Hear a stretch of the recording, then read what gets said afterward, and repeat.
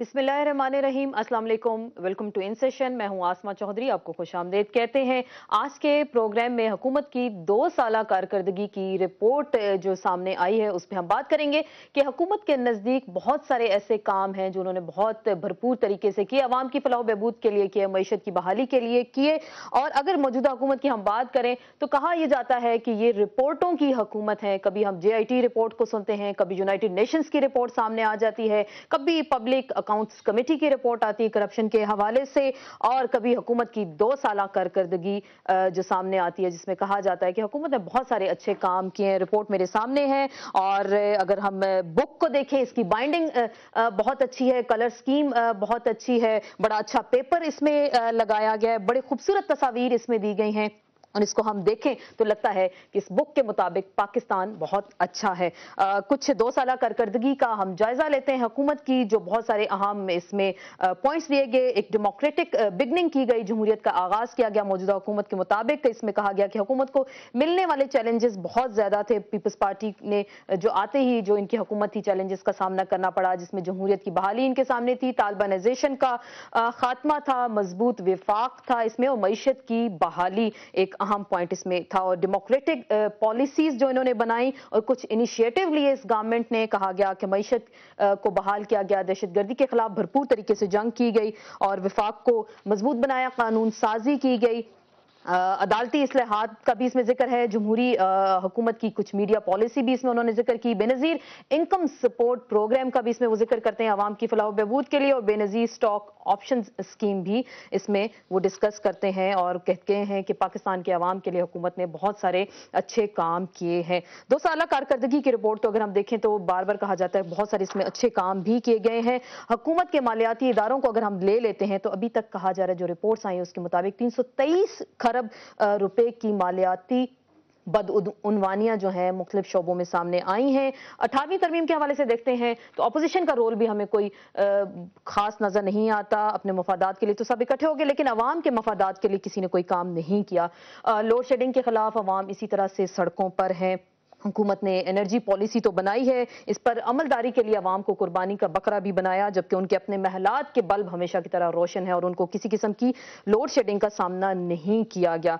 इसके साथ साथ अपोजिशन की स्ट्रेटेजी का जैसे मैंने जिक्र किया, नए सूबे बनाने के लिए तो तहरीक का ऐलान अपोजिशन करती है, लेकिन अवामी इश्यूज पर वो कभी बाहर नहीं निकलते। इसके साथ साथ बहुत सारे ऐसे सवालात हैं, हुकूमत का एजेंडा क्या है, विजन क्या है, सिर्फ रिपोर्टों तक ये हुकूमत महदूद है। और 18वीं तरमीम से तो तीसरी बात, जैसे अपोजिशन के बारे में हम कहा जाता है, वजीर आजम बनने के लिए एक शिक तो अपनी खत्म करा ली और उसके बाद अपोजिशन खामोश हमें क्यों दिखाई देती है। कहा जाता है जमहूरियत के समरात आम आदमी तक पहुंच रहे हैं, लेकिन अवाम फिर भी सड़कों पर है। हुकूमत के नज़दीक रिपोर्टों में, जैसे मैंने शुरू में कहा, सब कुछ बहुत अच्छा है। और जैसे इस बुक की हम बात करें और बड़ी खूबसूरत इसमें चीज़ें पेश की गई हैं, और आज के प्रोग्राम में भी इसी रिपोर्ट को जिक्र करेंगे कि हुकूमत कहाँ है और इन रिपोर्ट्स अगर शाया होती हैं तो इसकी अमलदारी कहाँ तक होती है। रिपोर्ट का हमने जिक्र तो किया और प्रोग्राम का आगाज करते हैं। अपने मौजूद मेहमानों का आपसे तारुफ कराते हैं जो स्टूडियोज में हमारे साथ मौजूद है। हुकूमत की कारकर्दगी रिपोर्ट के हवाले से जायजा लेंगे, साथ साथ अपोजिशन के किरदार को भी हम डिस्कस करेंगे कि अपोजिशन हमें असल अपोजिशन नजर आ रही है, फ्रेंडली अपोजिशन है, और अक्सर कहा जाता है अब तो सरकारी अपोजिशन है क्योंकि उनके बहुत सारे मुतालबात भी मान लिए गए। हमारे साथ स्टूडियोज में तशरीफ रखते हैं हमारे मौजूद मेहमान इम्तियाज सफदर वड़ाई साहब, वजीर ममलिकत हैं बराए मवासलात के। आप साथ तशरीफ रखते हैं इंजीनियर खुर्रम दस्तगीर साहब, रुकन कौमी असम्बली हैं, पाकिस्तान मुस्लिम लीग नून से आपका ताल्लुक है। आप दोनों को वेलकम कहते हैं। आपने रिपोर्ट तो देखी होगी, बड़ी खूबसूरत रिपोर्ट है, बाइंडिंग बड़ी अच्छी, मैंने शुरू में बताया कि कलरफुल है और इसको देख के लगता है वाकई खुशहाल पाकिस्तान है। आपको क्या लग रहा है कि बहुत सारे इसमें दावे किए गए हैं, बुलंदोबांग दावे कि पाकिस्तान में बहुत सारे काम अच्छे किए मौजूदा हुकूमत ने, आप क्रेडिट ले रहे हैं सारे का सारा? मैं समझता हूँ कि इस किताब में सिर्फ तारीफ ही नहीं है, कुछ बातें ऐसी भी हैं कि जो कि हम नहीं कर सके, बहुत सारी ऐसी हैं जो हमने की हैं। तो ये किताब सिर्फ ये नहीं है कि किसी हुकूमती अदारे ने इसको छापा है और इसमें सिर्फ हुकूमती कारकर्दगी की तारीफ है। और आप देखें कि मैं 2-3-4 बातें करना चाहूँगा जो जिसके हवाले से हुकूमती कारकर्दगी नज़र आएगी। तो जब पाकिस्तान पीपल पार्टी ने हुकूमत उसको मिली तो उस वक़्त आप देखें कि ना कोई आइन था, ना कोई अदारे थे, ہر جگہ آپ کو غیر منتخب لوگ نظر آ رہے تھے۔ پاکستان پیپل پارٹی نے سب سے پہلا جو کام کیا کہ ان جمہوری اداروں کی بحالی کی طرف آئی۔ آپ دیکھیں کہ پارلیمنٹ آئی، سینٹ بنی، وزیر اعظم، لیکن ایک سال تو آپ نے ججز بحال کرانے میں لگا دیا، وہ بھی آپ نے کام ٹائم پہ نہیں کیا، تو بہت سارے پھر کریڈٹ آپ لے رہے کہ نہیں، اسی کی طرف آتا ہوں۔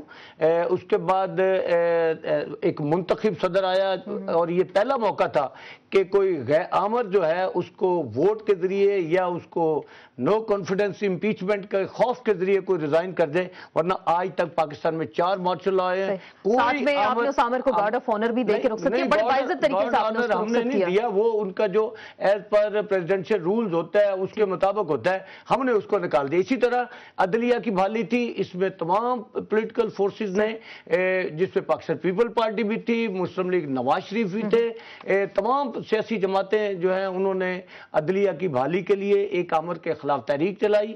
اس میں بہت سارے اقدامات پاکستان پیپل پارٹی نے بہت اچھے کام کیے، فوری طور پر بحالی کے لیے کام کیے ہیں، عدلیہ کی بحالی کے لیے بہت فوری طور پر کر دیا۔ میں اس میں 2-3 منٹ چاہوں گا کہ آپ 2-3 منٹ تو اتنی کتابچہ اتنا بڑا کتنے صفحات ہیں وہ آپ نے لے لی، 2-3 منٹ میں آپ اداروں کی بحالی کے بعد میں بتاتا چلوں کہ ملک کے بہت سارے اقدامات پچھلی جمہوریت میں ایسے ہوئے تھے جو ملک کی جو سورینٹی ہے اور سالمیت کے خلاف تھے۔ جیسے دیکھیں بلوچستان میں اکبر بھگتی کو قتل کیا گیا اور اس کا اتنا ریاکشن تھا کہ بلوچستان میں ایک علیحدگی کی تحریک جاری تھی۔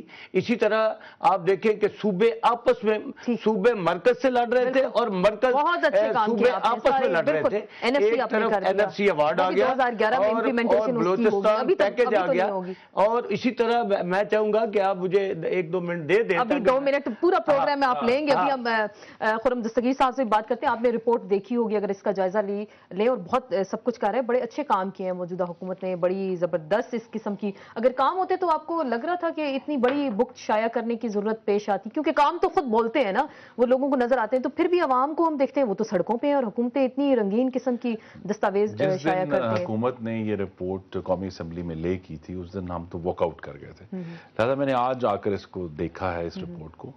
رنگین بہت رپورٹ ہے، وہ میں نے کہا کلر بہت خوبصورت ہے، لیکن ان کی کارکردگی تو بالکل پھیکی ہے، اس کے برعکس ہے اس رپورٹ کی پبلیکیشن کے۔ اور جو عوام کی اگر ہم حالت کا اندازہ لگائیں تو یہ رپورٹ اس طرح ہے جیسے ایک ڈوبتے ہوئے ٹائٹینک کے اوپر کوئی چین کی بانسری بجا رہا ہو، جس کو احساس نہیں ہے کہ یہ پورا شپ ڈوب رہا ہے، اور وہ یہ کہہ رہے ہیں کہ دیکھیں کس قدر رنگین کام ہوا ہے۔ کیونکہ معاملہ ہم بلا شبہ جو ایشوز ہیں، جو اچیومنٹس ہیں اس گورنمنٹ کی، وہ ہم اس میں کنسیڈ کرنے میں کوئی حرج نہیں ہے۔ جو سوات کے مہاجرین کی واپسی ہے، جو NFC ایوارڈ ہوا ہے، 18th امینڈمنٹ ہوئی ہے، بلوچستان کا پیکج آیا ہے، گلگت بلتستان، یہ سارے ایشوز ہیں، ان کی اچیومنٹس ہیں۔ لیکن آج جب آپ پاکستان کا ایک شہری جو صبح اٹھتا ہے اور صبح اٹھنے سے رات سونے تک اس کے اوپر حکومت کی غلط پالیسیوں، بد انتظامی اور کرپشن کی وجہ سے جو مصیبتیں آ رہی ہیں، اسے پھر وہ اچیومنٹ اپنی جگہ پہ موجود ہے اور انہیں چھوٹا نہیں کرنا چاہیے 18th امینڈمنٹ کو، IDPs کو، NFC کو، لیکن اس کی عام زندگی میں، روزانہ کی زندگی میں، چاہے وہ تعلیم ہو، چاہے وہ صحت ہو، چاہے سرکاری ادارے ہوں، اس میں یہ حکومت یکسر ناکام ہوئی ہے ریلیف دینے میں۔ اور mainly 2 issues I think economic policy کے حوالے سے، معیشت کی بحالی فارن پالیسی کے حوالے